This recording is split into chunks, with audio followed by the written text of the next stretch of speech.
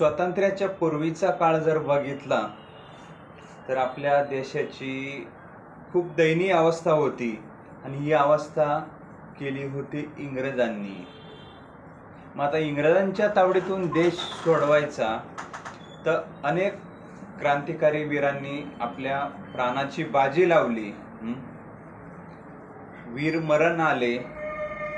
महात्मा गांधींनी इथपर्यंत मजल मारली की चले जावच्या माध्यमातून देशाला स्वातंत्र्य मिळवून दिले. पण अशा अनेक क्रांतिकारी लोकांनी असे काही कार्य केलेले आहे की ज्यांनी फक्त इंग्रजांना देशातून हाकलूनच नाही तर कुठल्या कुठल्या वेगवेगळ्या मार्गांनी इंग्रजांना हतबल केले, आपल्या समोर झुकवले. अशीच एक गोष्ट म्हणजे इंग्रजांच्या घर जमीन इस्टेट स्वतः खरेदी करून त्याच गोऱ्या इंग्रजांना आपल्या घरात नोकर म्हणून कामाला ठेवणारे, महान उद्योजक म्हणून नावारूपास आलेले अशी एक कहाणी मी तुमच्या समोर ठेवणार आहे. जेव्हा पूर्ण देश ब्रिटिशांच्या तावडीमध्ये होता, गोऱ्यांच्या गुलामगिरीत आपण वागत होतो, देशाला कुठलंही भविष्य नाही अशी परिस्थिती आपल्या देशाची तयार झाली होती. लोकांचे जगणे मुश्किल केले होते हे गोरे इंग्रजांनी. निष्पाप भारतीयांवरती अन्याय अत्याचार करायचा, क्रूरता करायची आणि लोकांना जगणे मुश्किल या काळात झाले होते. तशाच काळातील ही गोष्ट आहे 1900 म्हणल्यानंतर आपण 100-125 वर्ष मागे जातोय. तर याच काळातील एक तरुण सांगलीतील तासगाव आणि तासगाव मधील शेतकरी गरीब कुटुंबात जन्माला आलेले एक तरुण, या तरुणाने आपल्या स्वबळावर गोऱ्या इंग्रजांना कसे नमवले आणि एक चांगले उद्योगपती म्हणून नावारूपास कसे आले. ज्या व्यक्तीला शिक्षण घेण्यासाठी सुद्धा परिस्थिती नव्हती. सांगली जिल्ह्यातील तासगाव गाव आणि तासगाव गावामधील गरवारे कुटुंब, गरवारे कुटुंबामध्ये जन्माला आले 1903 मध्ये भालचंद्र गरवारे, जे पुढे आबासाहेब गरवारे म्हणून नावारूपास आले. आजही गरवारी कंपनी, गरवारी मोटर्स, गरवारेचे असंख्य प्रोडक्ट मार्केटमध्ये आहे आणि गरवारे नावानंच ओळखले जातात. गरवारे म्हटलं की मग आपल्याला नाव आठवतं पुण्याचे गरवारे कॉलेज असेल, नाशिकची गरवारी कंपनी असेल किंवा गरवारीमधील जे काही प्रोडक्ट आहे हे प्रोडक्टचे नाव आपल्या डोळ्यासमोर येतं. पण याच्या पाठीमागचे उद्योगपती जर म्हटले तर भालचंद्र गरवारे म्हणजेच पुढे जाऊन ते आबासाहेब झाले. याच आबासाहेबांनी इंग्लंडला जाऊन गोऱ्यांची इथं नोकरी न करता गोऱ्यांच्या गाड्या विकत घेतल्या, त्याचा खूप मोठा व्यापार केला, जमिनी घेतल्या, घर घेतला आणि आपल्याच तिथे चाकरीला ठेवलं. कशी घडली ही कहाणी ते जाणून घेऊया आपल्या या चॅनलवरती. आज जर नवीन असाल या आपल्या चॅनलवरती आपण व्हिडिओ बघत तर नक्कीच चॅनलला सबस्क्राईब करा. व्हिडिओ नक्कीच तुम्हाला आवडेल. व्हिडिओला लाईक करा आणि शेअर पण करा. तर 1903 ची ही गोष्ट आहे. 1903 मध्ये 21 डिसेंबर रोजी भालचंद्र गरवारे हे सुपुत्र जन्माला आले गरवारे कुटुंबामधील तासगावमध्ये, सांगली जिल्ह्यामध्ये. तर घरची परिस्थिती बेताची, हालाकीचं जीवनमान. पण अशा काळातही त्यांनी 100-120 वर्षापूर्वी 6वी पर्यंत शिक्षण घेतलं आणि 6वी पर्यंत शिक्षण घेऊन आता पोटापाण्याचा प्रश्न सोडवायचा. मुलगा 15 वर्षाचा झाला, मग याला काहीतरी कामधंदा लावायचा, व शेतीवरती ठेवायचं नाही असं म्हणून वडिलांनी की तू मुंबईला जा आणि काहीतरी तुझं चरितार्थ चालेल अशा पद्धतीनं कामधंदा धुंडळून काढ आणि रोजीरोटीचा प्रश्न सोडव. तर 1918 मध्ये 15 वर्षाचे भालचंद्र गरवारे मुंबईकडे निघाले. पण मुंबईचा झगमगाट, मुंबईची परिस्थिती जर बघितली तर ही गोऱ्यांच्या कायम दहशतीखाली असायची. एखादा गोरा अधिकारी जर रस्त्याने चालत असेल, जर लोकांनी बघितलं तर लोक मिळेल तिथे जागा लपून बसायचे. कारण हे कुठं मारतील, कुठं जोडतील, कधी तुरुंगात टाकतील यांचा कधीही नियम नाही. एखाद्या लहान पोराचा मांडीवरती घेतलं तर त्याचा भरोसा ठेवावा, पण गोऱ्यांवरती विश्वास नाही. अशी परिस्थिती त्या काळात होती. मग आता भालचंद्र गरवारे तर मुंबईमध्ये आले. 4-8 दिवस पोटाला चिमटा बसली इथपर्यंत मुंबईत फिरून एक गॅरेजमध्ये त्यांनी छोटंसं काम धुंडाळलं. हेल्पर म्हणून कामाला सुरुवात केली. 2 व्हीलर 4 व्हीलर अशा गाड्या तिथे रिपेअरिंग केल्या जायच्या. त्यावेळेस काय जास्त प्रमाणात म्हणजे मुंबई इतकी मोठी पण नव्हती, रोजगार पण तेवढे नव्हते, पण बाकीच्या जिल्ह्यांपेक्षा मुंबई जिल्हा हा खूप मोठा आणि रोजगारासाठी दळणवळणासाठी सगळ्या सुखसोयींयुक्त त्या काळात बी होता. मुंबईची त्या काळात बी त्या मापात तेवढी प्रगती होती. म्हणून मुंबईमध्ये त्यांनी 15 वर्षाचे असताना एक गॅरेजमध्ये नोकरी पकडली, साधं हेल्परचं काम. आणि त्यावेळेस पगार पाणी काय 100-500 रुपये महिन्याला सुद्धा मिळणार नाही अशी परिस्थिती. पण त्यांनी आपल्या टॅलेंटच्या जीवावरती 2 वर्षामध्ये इतका हातखंडा बसवला. गाडी रिपेअरिंग असेल, 4 व्हीलर असेल, चालवण्याम असेल, टोटल कामं त्यांनी 2 वर्षामध्ये शिकून घेतली आणि रुपये जमवून आपल्या जवळ थोडेसे पैसे साचवले. पण घरी काहीतरी प्रगती करायची तर त्यांनी मुंबईमध्ये स्वतःच काहीतरी करायचं ह्या उद्देशाने पैसे थोडेफार जमवून 1900 साधारणतः माझ्या मते 2 वर्षात जी मायापुंजी जमवलेली होती याची सेकंड हँड गाडी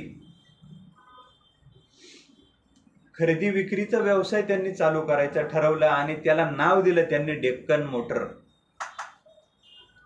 आणि डेक्कन मोटर त्यांनी चालू केले. वय वर्ष 17व्या वर्षी, 18 वर्ष सुद्धा पूर्ण नव्हते. गिरगाव या ठिकाणी छोटीशी जागा बघून जुन्या गाड्यांचा खरेदी विक्रीचा व्यवसाय चालू केला.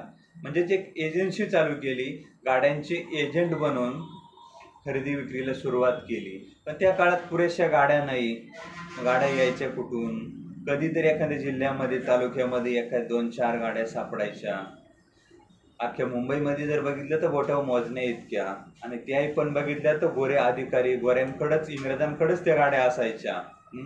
पण ज्यावेळेस कामाला सुरुवात केली मग गाड्यांबरोबर गाड्यांचे spare part repairing, servicing, tyre म्हणजे गाडीला जे लागणारे ह्या सर्व वस्तू त्यांनी ठेवल्या. आणि थोड्या दिवसात 1-2 वर्षामध्ये डेक्कन मोटरचं नाव हे मुंबईच्या परिसरात घुमू लागलं.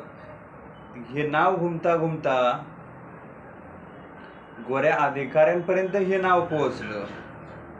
गोऱ्या अधिकाऱ्यांनाही ज्या गाड्या ब्रिटिश अधिकाऱ्यांना सैन्यामध्ये इकडे तिकडे ज्या गाड्या लागतात ते गाड्या घेण्यासाठी भालचंद्र गरवारे यांच्याकडे गोरे येऊ लागले. तर असंच एकदा एक गोरा अधिकारी भालचंद्र गरवारे यांच्याकडे गाडी घेण्यासाठी आला. गाड्याच्या किमती वगैरे तपास जर केला तर त्याच्या असं लक्षात आलं इथल्यापेक्षा इंग्लंडला स्वस्त गाड्या भेटतात.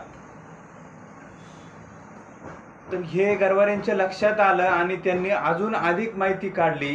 गोऱ्या अधिकाऱ्यांशी संपर्क केला, जवळीक तयार केली, पूर्णतः माहिती काढली. माहिती काढलं तर लक्षात आलं की इंग्लंडवरून गाड्या आणून चांगल्या गाड्या आणून आपल्याला इथं विकून 2 पैसे चांगले मिळतील आणि स्टँडर्ड चांगल्या गाड्या इथं भारतीयांना मिळतील. या उद्देशाने त्यांनी थोड्याच दिवसामध्ये जमापुंजी घेऊन इंग्लंडला जाण्याचं ठरवलं. तर त्यांनी इंग्लंडला जाऊन फक्त गाड्याच खरेदी नाही केल्या, तर इंग्लंडला गेल्यानंतर गोऱ्या अधिकाऱ्यांशी संपर्क करून डेक्कन मोटरचं नाव इंग्लंडमध्ये सुद्धा पसरवलं त्यांनी. जिथं जिथं गाड्या विक्री खरेदी विक्री शोरूमवाले असेल सर्व पायाखाली घातले. जे शोरूम असतील तिथपर्यंत गेले. पण एवढंच नाही की भारताच्या जे गोरे आहे यांना कुठंतरी आपली चाऊल दाखवायची आपल्याला, या हिशोबाने त्यांनी Buckingham palace, prince of England यांची भेट घेण्याचं ठरवलं. आणि अधिकाऱ्यांमार्फत ही भेट नक्की केली आणि डायरेक्ट जाऊन बकिंगहॅम पॅलेसला प्रिन्स ऑफ वेल्थ या राजपुत्राची गाडी त्यांनी बघितलं आणि ती गाडी घेण्याचं ठरवलं. इंग्लंडच्या राजकुमारशी सल्लामसलत केलं आणि चक्क राजकुमारचीच गाडी त्यांनी घेतलीच नाही, पण अख्खा इंग्लंडमध्ये त्यांनी ती गाडी फिरवली. गोऱ्या इंग्रजालाच ड्रायव्हर ठेवलं आणि त्यालाच गाडी घेऊन इंग्लंडमध्ये शान शौकतमध्ये गाडी फिरवली. असंख्य गाड्या त्यांनी त्यावेळेस तिथून खरेदी करायच्या आणि भारतात पाठवायच्या मुंबईला. असा हा व्यापार त्यांनी चालू केला. इंग्लंडचा राजकुमार बकिंगहॅम पॅलेसचा प्रिन्स वेल्थ या राजपुत्राशी त्यांनी जवळीक केली, आपलं वर्चस्व तिथं दाखवलं आणि दोस्ती केली. त्या अनुषंगाने खूप मोठा व्यापार व्यवसाय त्यांनी इंग्लंडमध्ये चालू केला. एवढ्यावरतीच ते थांबले नाही, तर चक्क इंग्लंडमध्ये त्या काळात 3 एकर जमीन घर घेतलं आणि ज्या मालकाचं घर त्यांनी घेतलं आबासाहेब गरवारेंनी, त्याच मालकाला त्यांनी त्यांच्याकडे नोकर म्हणून ठेवलं. अशा पद्धतीने आबासाहेब गरवारे यांनी इंग्रजांना नमवलं अकलीचा वापर करून. पण मुंबईला येण्यापुरतेच पैसे जवळ, हालाकीची परिस्थिती. 6वी शिकलेला माणूस मुंबईमध्ये पाय ठेवतो आणि गरवारेचं आज एवढं मोठं साम्राज्य उभं करतो. नुसतं फक्त गाड्या खरेदी विक्री, स्पेअर पार्ट विक्री एवढ्यावरतीच आबासाहेबांचा कारभार थांबला नाही, तर त्यांनी अनेक उद्योग व्यवसाय भरभरीत आणले. मग गरवारी प्लास्टिक असेल, गरवारीचं बटन, हे शर्ट लावण्याचं जे बटन आहे ना, हे सुद्धा गरवारीनं तयार केलं प्लास्टिक सुरुवातीला. त्यानंतर त्यांनी नायलॉन यार्न बनवले, प्लास्टिक इंजेक्शन बनवले, ब्लो मोल्डिंग चालू केलं, प्लास्टिक नायलॉन आणलं, ब्रिस्टल आणलं, फिशिंग नेट जे आणलं, मासे धरण्यासाठी जे नेट असतं, जाळी असते, ती जाळी पण बनवली, प्लास्टिक रोप बनवले, नायलॉन मध्ये भरपूर काम केलं. गरवारे मोटर्स, गरवारे पेंट्स, आजही गरवारे मोटर्स म्हटलं तर नाशिकला खूप मोठी कंपनी आहे. आपल्याकडे गरवारेच्या मोटरी, पाणी ओढण्याच्या मोटरी, जी मोटरने पाणी देतो आपण जमिनीला, हे मोटर पण गरवारेच्या आहेत. म्हणजे एवढ्या खूप साऱ्या प्रोडक्टची निर्मिती केली, कंपन्यांची उभारणी केली. आजही गरवारे जर नाव म्हटलं तर मार्केटला आज दिसतंय. 6वी पास व्यक्ती, शेतमजुराचा मुलगा, फक्त काहीतरी करायचं आणि चालत राहायचं ह्या उद्देशाने त्यांनी आज गरवारेचं एवढं मोठं जाळं तयार केलेलं आहे. म्हणजे अडचणीतला माणूस, सोयीसुविधा त्या काळात नसतानाही जर एवढा मोठा उद्योग व्यवसाय उभा करू शकतो, मग आपण नोकरीच केली पाहिजे का? उद्योग व्यवसाय आपणही करू शकतो. उद्योग शिकलं पाहिजे, डेअरिंग केली पाहिजे, हळूहळू होईना भांडवल उभं केलं पाहिजे. एक यशस्वी उद्योजक आपण बी जन्माला येऊन नाही बनू शकतो, तर जन्माला येऊन उद्योजक बनवू शकतो, व्यवसाय करू शकतो. नक्कीच तुम्हाला आबासाहेब गरवारेंचा जे काम आहे, जे उद्योग व्यवसाय केलेले आहे, जी माहिती मी तुम्हाला दिली या माध्यमातून, नक्कीच तुम्हाला व्हिडिओ आवडला असेल. व्हिडिओला लाईक करा, चॅनलला सबस्क्राईब करा आणि व्हिडिओला शेअर करा. धन्यवाद. Thank you so much. जय हिंद, जय महाराष्ट्र.